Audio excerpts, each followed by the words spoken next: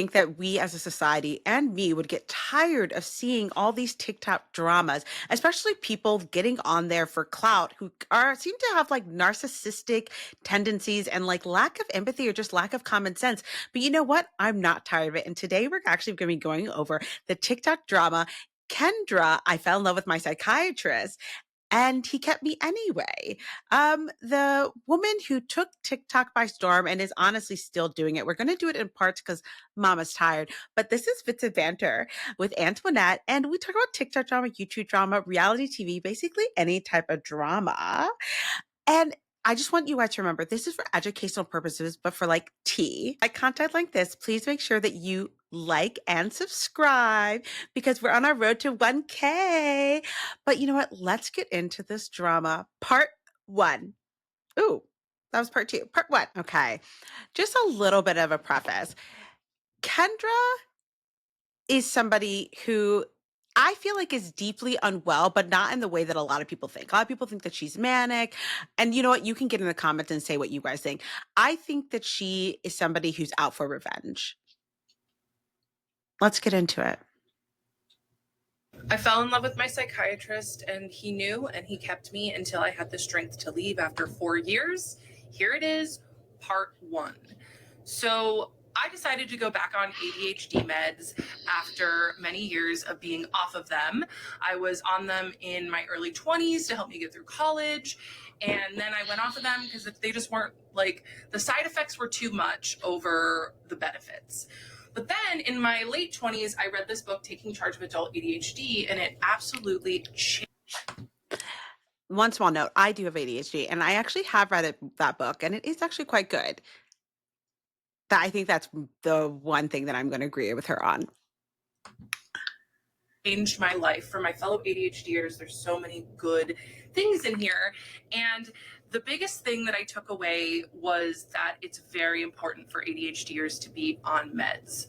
So I decided to make an appointment with a... Actually, that book talks about a lot of different methods for ADHD, and meds is not for everybody. It is definitely for some people. Okay. Medication management for ADHD is definitely a very good option, but it isn't for everybody. So I'm very interesting that she found that is one of her main takeaways. A psychiatrist. I just Googled psychiatry in the city that I lived in, and I went with the first one that came up, and I got an appointment within a month. And then I booked a 90-minute intake, and I show up to the intake, and this man is my age, and I can't help but notice that he's pretty attractive, this psychiatrist. And he kept me anyway, part two. I think what's find interesting about this is that like she Googled this person, and honestly, later on she does end up dropping his name, but she Googled this person. She already knew what he looked like because his face is, and when she dropped his name, I Googled him too because literally it was so easy to find him. She knew what this man looked like, and this is why she picked him. Let's be real. This is stalker behavior. But we haven't even gotten to the good part. I'm just like getting ahead of myself. So in this intake, I kind of clocked that he was attractive in my age, but when I tell you that I've had a lot of couch time in my life. I believe it. I believe it. Actually, there's nothing wrong with couch time. There's nothing wrong with couch time. If you need therapy, get therapy. A lot of therapy. I just went right into it. I trusted him enough, of course, why wouldn't I, to tell him about my childhood trauma, my daddy issues, if you will. Yeah, because he is your psychiatrist. And that a lot of times, especially within psychiatry, if you're trying to figure out like, there's nothing wrong with telling your psychiatrist your issues. That's normal. What I had went through, all of the relationship trauma that I had. I was 6 months sober at this time, but like all of the drinking and substance use I used to do. And he just listened and nodded. And that's the thing about psychiatrists is that they're good at pretending to listen. They can appear connected, but that doesn't mean that they're always connected. So I find that so interesting that like, okay, sure. What? already bashing him in the first, like, in just talking about the intake. She's like, he nodded and he listened. That's his job. That's his job. And honestly, yes, psychiatrists and therapists generally are good at listening because that's kind of what you have to be to do that job. So, yeah, I don't like felt what? really seen. And I also told him, I was like, look, I don't want to be on stimulant meds. So he listened to me and he put me on the non-stimulant ADHD med at the lowest dose. Very interesting. So she says, like, oh, he listened and he nodded. They're very good at pretending to listen. However, she told him that she didn't want to be on stimulant meds, and he abided by that because he listened and put her on a non-stimulant med. Interesting. I so far, Kendra, the issues aren't tracking for me. Just to figure out if it was going to work for me. Part 3. So I hadn't ever seen a psychiatrist before. When I was on meds in my early 20s, I only got meds from my primary care physician. So I didn't understand how psychiatry works. So because he was figuring out my med dose, I saw him every month, and he just made me feel like I was his friend. He was really, really funny and cracked jokes and told me he was impressed with my running that I would do. What I'm hearing about this is like professionals can crack jokes. Psychiatrists can be friendly. I think this is the issue here. And one of the things what you're going to find is that, like, when I was listening to her story, I was like waiting, like really waiting. I'm constantly waiting for the shoe to drop, for the thing where I'm like, oh, I get why she's saying I fell in with my psychiatrist. He kept me anyway. I'm going to understand her anger, why she's so upset with him, why she's so, I'm going to, spoiler alert, it's not going to come. That moment's not going to come. She's even saying here, she's like, he really felt like my friend. Is that because for you, someone just being friendly and joking makes you feel like they're your friend? Because one of these things is these sessions are only 30 minutes, 15 at a lot of times. Most people, it's not even that long, especially when they're just to ask you the clinical questions. Is this medication working? Are you having any side effects? Blah, blah, blah. Like, do you know what I mean? Like, they don't take that long. So the fact that you felt like there was so much friendship in such a short amount of time and only meeting once a month is interesting.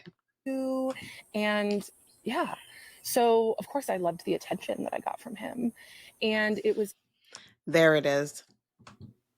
In my third session with him, because at this point we were all on Zoom, that I asked him, I said, hey, do you mind if I call you by your first name? And he's Pakistani, so I said his first name wrong. And he said, well, it's pronounced this, but yes, of course you can. And he seemed so smug and happy with himself. And I know that is because that was his first sign that him pretending like we're friends was working. And to be fair to me, so him making a few jokes and being friendly was him pretending that you guys were friends. Okay. I mean, I don't see it that way. As a nurse, I joke with my patients. I'm friendly. I'm nice. That's not me pretending that I'm friends. That's being personable. Like, I'm not friends with my patients. I'm just being personable. And if you take me being friendly to you as me trying to be your best friend, that's probably something that's going on with you. I had only ever been to therapy before. I didn't realize that, it's important to call your doctor last name. I mean, I did know that. I did it with. Both of my parents are physicians. My sister's a dentist. My sister's husband's a physician. You don't have to. There's some doctors who do prefer that, but you do not have to call your doctor last name. As well as there's plenty of people who are, do psychiatric medication management who are not doctors. They might be nurse practitioners. They might be PAs. So it really depends on the person. I feel like one of the things you'll find is that she has a lot of these random rules that she's put in there that I don't know where she got it from, but like they're there. But it just showed that the boundaries were blurring, and he liked that. So from then And I wonder when we're going to find out how she knows that he liked that. on, from my third session on, I started calling him his first name. And then he just started turning up the volume on us being friendly. And he would ask me, for the first 6 sessions, he asked me after the meds, he said, how's your bowels, bladder, and appetite? And I would say they're all normal. And then he would ask me any thoughts. Oh, is that where the intimacy got turned up? The bowel, bladders, and appetite questions? Harm. And apparently that's pretty common for psychiatry to ask those questions. And It is then on common. our 6th session, when things were really, the chemistry was starting to be there before, like, I didn't realize it. I was like, oh, this man is just friendly. And he said, I have to ask this because it's a special interest of mine, but is there any thoughts of harm? Like, I was special to him. And I said, no thoughts of harm. And he didn't ever ask me a clinical question again. I find there's a lot of people that I've watched her take on this specific part. And how I take it is that he was making a joke.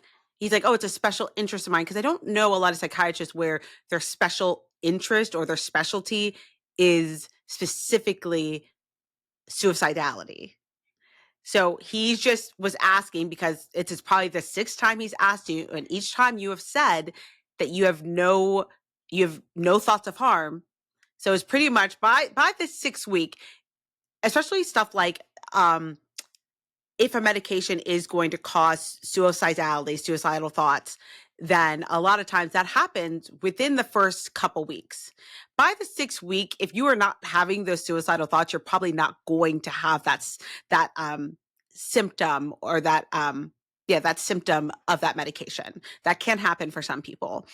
So he, at this point, was like, made a joke. It's a special interest of mine. It's like I'm sorry. What made you think him asking if you are having thoughts of self-harm when he's asked you that 5 other times over those last 5 months made you think that meant you were special to him? And then, of course, a lot of times those questions stop because after the 6 weeks, you've really acclimated to that medication. The thoughts of self-harm are not going to just appear, at least from that medication, after like 2 or 3 months. It's something that normally that type of adverse effect is going to happen pretty immediately, pretty much within the first couple weeks. So after 6 weeks, he's like, okay, it's not affecting her bowels. It's not affecting. And so he doesn't need to ask those questions anymore. He stopped asking me about my bladder, bowels, and appetite, and he stopped asking me about thoughts of harm. So to me, I would just show up and he was like a therapy appointment every month. So I was seeing him every month. And you know what is interesting? She made it into a therapy appointment because most psychiatrists, it's not a therapy appointment. Like they're like, okay, now that we've kind of got a regimen, we've kind of got like a good dosage. It's just a check-in. I got to ask, is this still working for you? Blah, blah, blah. Do you have any concerns? And it's usually a pretty quick appointment. Like it's usually, and so she basically is the one who made it into a therapy appointment. And just gaining more and more respect for him because he would just tell me these little things about his successes and all of the cool things that he was doing in his life. And it made me fall for him, honestly. And he was really good at listening. And I mean, he's a Pisces, right? Oh my God. So of course he's going to be there. And he's a Pisces, white, as well as a psychiatrist. So he's good at his craft. Nothing against astrology girlies, but that just seemed out of nowhere. And be able to go deep with my feelings, but that doesn't mean that he wasn't extracting from them. Anyway. What?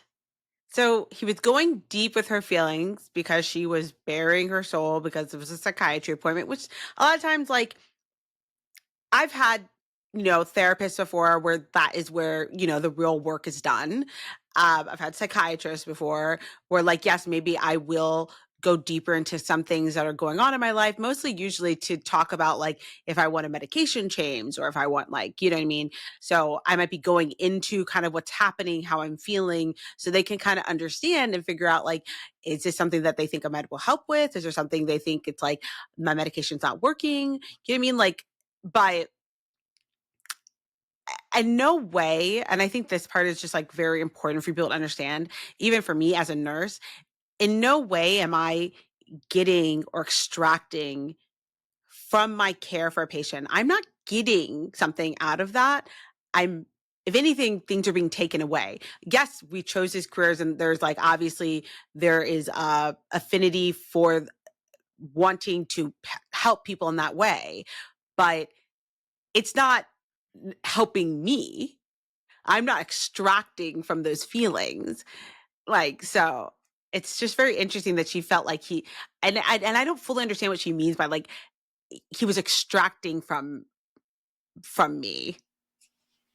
So I would beg him to let me see him every week. Beg him, because my therapist at the time, he was fine. You know, he wasn't a predator, but he was fine. He just wasn't Oh, so now he's a predator? Interesting. doing very much for me. And so that therapist retired, and I got a new therapist. And this new therapist, who is a 75-year-old woman with a PhD, she was pretty helpful. So I stopped asking my psychiatrist, begging, honestly, to be my therapist and let me see. Which is good because your psychiatrist is not your therapist. You needed to find a therapist. And this is where I'm already starting to see where like you have issues with boundaries. You were constantly, from her own account, begging your psychiatrist to see you weekly, even though that is not his job. That's not what he does. So there's no reason for you. I mean, your insurance would not accept your psychiatrist seeing you weekly because there's no reason for you to see your psychiatrist weekly. That doesn't make any sense. So you're begging him to do something that is out of the scope of his job. And he is setting up boundaries, saying no. And she seems to be upset about him it. more, right? Which also should have been a red flag. But then I started focusing on this therapist. However, I would tell the therapist how obsessed I was with my psychiatrist, and she didn't do anything about it. And what did you want her to do, Kendra? What did you want your therapist to do about you being obsessed with your psychiatrist, other than allow you to talk about it and to try to understand what's going through? But like, she can't do anything unless she thinks that you're going to harm yourself or harm someone else. And at this point, obviously they didn't think it was you were going to do that. She just was interested. She also loved stories about my dating life. And yeah, she also was getting supply from me in her own way. You're gonna find this a lot with her. She talks a lot about like getting supply, like people are getting supply from her, which I like don't understand. But yeah, like, and again, she constantly does things like this where she'll be like, well, they loved it, but them not because they said that they loved it, because she's saying that they loved it. And nowhere in her story does she ever talk about how they end up saying that they love something like this. That's for another part. So yes, so I got a new therapist who actually helped me. She taught me CBT, EFT, all of these different modalities. And so I went back to just being okay with seeing Irfan once a month while he is giving me these little breadcrumbs of making me feel special, telling me about his professional achievements, telling me about how he's getting international recognition. And it worked. I was really impressed. So telling you about his professional life made you think that he was hitting on you? Okay. See me weekly. And that is when the intermittent reinforcement started. Some sessions he'd be warm and kind and wonderful and let me in on little parts of his life and like be vulnerable with me or pretend. Other sessions, and mind you, her version of vulnerability is someone talking about their professional successes. He would be cold and clinical and detached. And you know what that did? It made me work harder in our next sessions. It did. And it started the addiction that I had to him.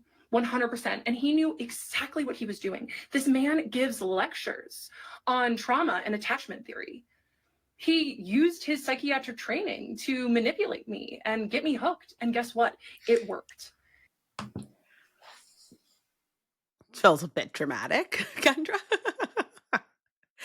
Feels a bit dramatic. I don't really know where this is going. In January of 2024, I was hit by a car turning left as I was going through a green light. And it was the night before my next appointment with my psychiatrist. So I was like, okay, I'll still be able to go to my appointment on Zoom. I'm okay. But I did make an appointment with an urgent care the next day just to get checked out. I had bruising on my abdomen and a perforated eardrum. And the provider at the urgent care said, I do not feel comfortable treating you. You need to seek emergency care now. You may be internally bleeding. But it was 11 o'clock in the morning, and my appointment with my psychiatrist. It's so interesting. I don't really think I believe this story because I don't think if an urgent care thought you were internally bleeding, they probably would call an ambulance. Like, why would they send you walking? They'd probably be like, no, you need emergency care now, meaning like you need an ambulance. Right? What do you guys Was think? at 2. So I decided that I was going to wait so I could see my psychiatrist and not have to reschedule because I was looking forward to my appointment with him so much. I look back at that. I think it's so interesting that you hear her be like, I was looking forward to this so much, as if it's like he did this to me. And it's like you were looking forward to seeing him. How is that his fault? Time, and I'm just like, oh my God, I put my own life under seeing him. Again, you put your own life under seeing him. You did that, Kendra. Was fully addicted to him at this point. And you know what happened is that I showed up and I told him that I may be internally bleeding, and he didn't stop the appointment. He didn't say, you need to take care of yourself, go get emergency care now. He let me continue and just tell him about how much I loved him and how grateful I was for him. Because that was really what most of our appointments were, is me just like pouring myself out, because he was so good at the intermittent reinforcement. Yeah, I got some warmth from him that appointment.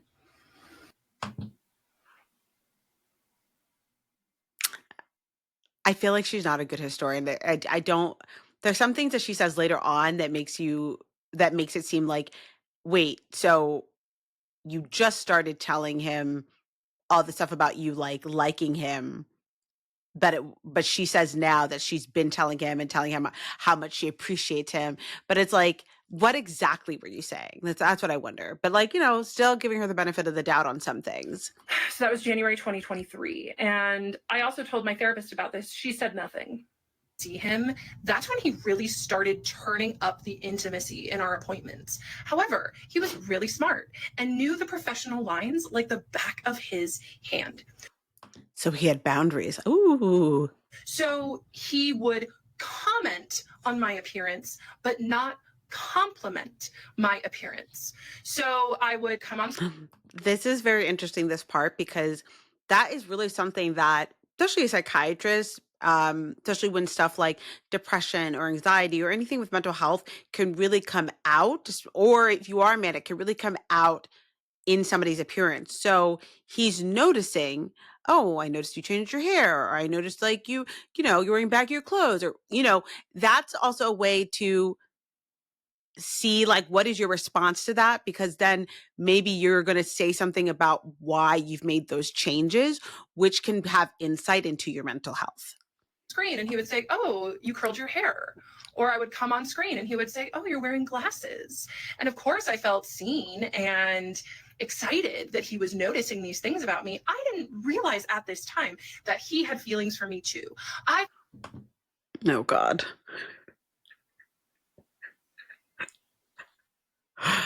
Oh God. Okay. So him doing his job and noticing things about his patient means that he has feelings for you.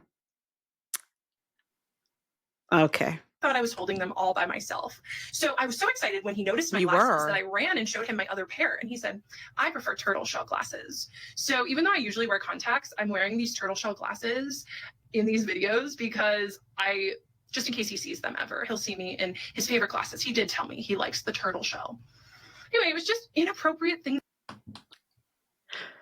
you see what I mean? This is her trying to get his attention.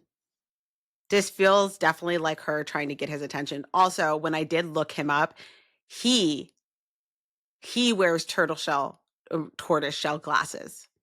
So again, this was him joking or being friendly and being like, "Oh, I prefer tortoiseshell glasses because I have them." It's like if someone said that, I'd be like, "Oh, well, I have an affinity for tortoiseshell glasses because I have tortoiseshell glasses." And it's just like, this is somebody that's like, it just feels like Kendra is somebody that's just very, very self-centered. We're about to have Like to that, stop here little soon. teeny things that he let me in. And all this time, my best friend is an emergency medicine physician. And she told me, she said, Kendra, one of these days, your psychiatrist, she would use his name, is going to say, I can't be your doctor anymore. I want to be with you. I want to be with you so bad. I can't be your doctor. I'll see you in 2 years. So my Oh my God. So her friend's also pretty delusional. And she has in the bottom, I would tell my bestie about my psychiatrist often because I was so obsessed with him. Again, that's your obsession. Why is that his fault that you're obsessed? best friend, who's a doctor, she picks up on stuff like that. So even Does she she? knew that our relationship She picks up on stuff like that, stuff that you told her? was crossing boundaries and getting weird. But that was like, that became my dream, was for my psychiatrist, I almost use his name, to do that. And I told him about Brianna saying that, my best friend, who's the emergency medical doc. I told him that she would tell me that, and he just would be silent. He didn't disagree, but he didn't agree, and that was weaponized neutrality was his favorite game to play, right? He didn't disagree with Brianna telling me that my psychiatrist had feelings for me, but he also didn't say that's inappropriate. Let's change the subject. It was also around this time that I asked my psychiatrist if he had diagnosed me with anything other than ADHD when I had my initial diagnosis. I mean, a lot of times with this stuff, it's like that is a form of therapy, is kind of like not everybody, like every therapist has their own modalities or even psychiatrists have their own modalities. Not, it's some being more neutral and like being more of a sounding board is a stance, is a way, is like a, what's the word for it? Is a method that works for some people. I mean, it probably didn't work for her, obviously. And he said, yeah, I did. I said, oh, what did you diagnose me with? And he said, well, you had a lot of traumatic things happen to you in childhood because of your dad. And so I diagnosed you with other trauma and stressor related disorder. And that was the first little ping that I got of like, that was weird. Why would he keep that from me? I will say this, a lot of times, especially in mental health, there are sometimes that you might get a diagnosis that your doctor doesn't tell you about because maybe it's not helpful for you. Like him telling you that diagnosis probably was not helpful for your treatment, and that's also not what he was treating you with. As well as diagnosis, a lot of times is more of like a lingo between providers and between, just like any profession or any study, like things are named so that there is like a common language, and a lot of it's for insurance and things like that. Sometimes you're not told because it's not helpful to you. It's not him keeping it from you. I asked him, like, why wouldn't he tell me that? That seems important. He didn't tell me because he was using that information to manipulate me. He knew I had trauma and stressor disorder. And instead of He knew about the trauma and stress disorder because of the trauma that you told him about. I still don't understand how he was using that to manipulate you. helping me heal from it and telling me about it, he used it against me. January 2023. Okay. We're going to stop there. Let me know if you guys want a part two. I'm going to make a part two anyways, but let me know if you guys are interested and what you guys are thinking of her. So I want to know what from just we're going to be on part 7 and part 2, what you guys think of her so far from all of this. For me, it just seems like someone who's out for revenge, someone who's still obsessed with their psychiatrist. I still have not heard anything that makes me feel like he's done anything inappropriate. What do you guys think? Again, we are on our road to 1K, so make sure to subscribe if you like content like this. And I want to hear your comments in the comment section. And make sure to like this video. It helps the algorithm, as well as there is a new hype feature. So if you like content like this, you can kind of swipe on the little comment section, and there's a hype feature. So if you would like, and I would like that, you can hype this video. I love these little chats of ours. Love you, mean it. Bye.